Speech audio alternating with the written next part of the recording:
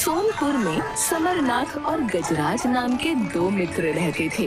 दोनों की मित्रता बचपन से ही बहुत दृढ़ थी। समरनाथ सरल स्वभाव का और ईमानदार था, पर गजराज वैसे तो स्वभाव से बहुत ही अच्छा था, लेकिन उसे चोरी करने की आदत थी। दोनों ही मित्र ब्राह्मण परिवार से थे। समरनाथ रोज शाम को अपने मित्र गजराज के घर पर बैठकर उससे अच्छी अच्छी बातें करता, उसे कहानी सुनाता। गजराज को भी समरनाथ की बातें सुन बड़ा ही अच्छा लगता था। एक दिन समरनाथ गजराज से, मित्र, तुम ये चोरी करने की आदत छोड़ क्यों नहीं देते हो? अगर चोरी ना करूं तो क्या करूं मित्र? दूसरा कोई रास्ता भी तो नहीं है। ऐसा नहीं है, चोरी के सिवाय और भी बहुत से कार्य हैं जो तुम कर सकते हो। तुम मेहनती हो, बलशाली हो। तुम फिर शुरू हो गए। तुम जानते हो, मुझे ज्यादा मेहनत करना पसंद नहीं है, और एक बार चोरी कर लो, कुछ अच्छा बड़ा हाथ लग जाए तो कुछ दिनों तक आराम भी तो होता है उसमें। तुम नहीं सुधरने वाले, और तुम भी सुधरने वाले नहीं हो मित्र। मैं जानता हूँ तुम मुझे न्याय प्रिय बुरे कर्मों का फल इस तरह की कहानी क्यों सुनाते हो। मैं कोई छोटा बच्चा नहीं हूँ। हम दोनों एक दूसरे को अच्छे से जानते हैं, इसीलिए शायद हम इतने अलग होकर भी इतने अच्छे मित्र हैं। सत्य कहा तुमने। हमारी मित्रता के आगे हमारे आचार और विचार सब छोटे पड़ जाते हैं। बहुत समय तक समरनाथ गजराज को नैतिक कहानियां सुनाता रहा, क्योंकि वो जानता था कि एक न एक दिन गजराज पर इन बातों का असर जरूर होगा, और ऐसा हुआ भी। एक दिन गजराज और समरनाथ बैठे हुए बातें कर रहे थे। मित्र, तुम्हें पता है, कल रात में सिपाहियों के हाथ आते आते बचा। क्या हो गया था, विस्तार से बताओ। कल मैं चोरी करने नगर के सेठ के घर गया था। मैं जैसे ही सेठ के घर के अंदर गया, वैसे ही सेठ की पत्नी को न जाने कैसे पता चल गया कि घर में कोई है, और उसने जोर से शोर मचाना आरंभ कर दिया। फिर क्या हुआ मित्र? तुम वहां से कैसे बाहर निकले? बस मित्र, तुम्हारे भगवान ने ही कल मुझे बचा लिया। मैं जैसे ही वहां से भागने लगा, मेरा हाथ पैर किसी ने पकड़ लिया और मैं गिर गया। तभी उस कक्ष का द्वार खोलकर सेठ और सेठानी कक्ष के अंदर दाखिल हुए। मुझे नहीं पता क्या हुआ और कैसे हुआ, परंतु अगले ही पल मुझे ऐसा लगा जैसे किसी ने मुझे उस बंधन से मुक्त कर दिया हो। मैं वहां से उठा और सीधा बाहर की तरफ भागा। फिर क्या हुआ? जैसे ही मैं बाहर आया, जैसे ही मैंने देखा कि शोर सुनकर सिपाही सेठ के घर की तरफ आ रहे हैं। वो तो भला हो उस भिखारी का, जिसने मुझे खींचकर अपने कंबल में छुपा लिया।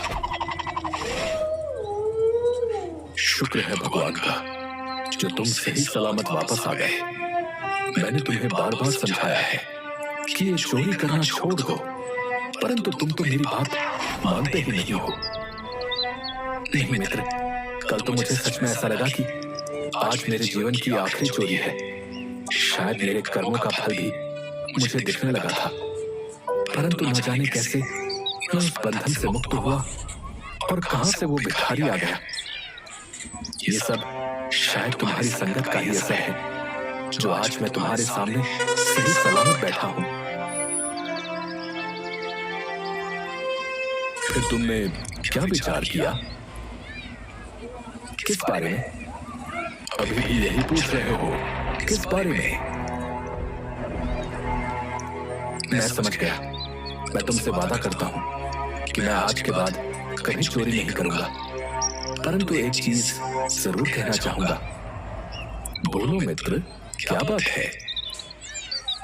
मैं सिर्फ साल में एक बार दिवाली के दिन चोरी करूंगा। ठीक है, और मैं ये भी वादा करता हूं कि उस दिन भी सिर्फ एक बार ही चोरी करूंगा।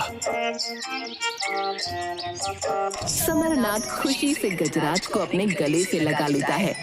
उस दिन समरनाथ की बरसों की तपस्या पूरी हो गई थी।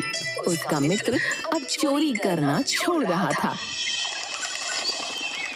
कई महीने गुजर गए और गजराज ने कोई चोरी नहीं की। वो सिर्फ दिवाली के दिन ही चोरी करता था। इस तरह कई साल बीत गए और दूसरी तरफ समरनाथ की पुत्री विवाह योग्य हो गई समरनाथ गजराज से। मित्र, आज मैं बहुत प्रसन्न हूँ। आज मैंने अपनी पुत्री का विवाह तय कर दिया है। ये तो तुमने बहुत अच्छी खबर सुनाई। कब का शुभ मुहूर्त तय किया है विवाह के लिए? बस 2 माह बाद का ही। परंतु 2 माह बाद क्यों? क्या उसके पहले लगने का कोई शुभ मुहूर्त नहीं है? मुहूर्त तो है मित्र, लेकिन विवाह के लिए तैयारी भी तो करनी होगी। इसके लिए पैसों की आवश्यकता होगी। इसलिए मैंने 2 माह के बाद का मुहूर्त ही उचित समझा। हाँ मित्र, ये तो तुम सत्य कह रहे हो। पुत्री का विवाह एक पिता के लिए बहुत बड़ा अवसर होता है। अगर तुम्हें मेरी किसी भी तरह की कोई आवश्यकता हो तो जरूर बताना। अवश्य बताऊंगा मित्र। अगर तुम्हें नहीं बताऊंगा तो किसको बताऊंगा?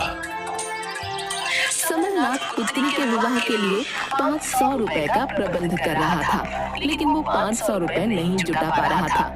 वो अपने नगर के बहुत से लोगों के पास गया, पर किसी ने उसकी मदद नहीं की। वो नगर के सेठ के पास गया और उससे विनती की।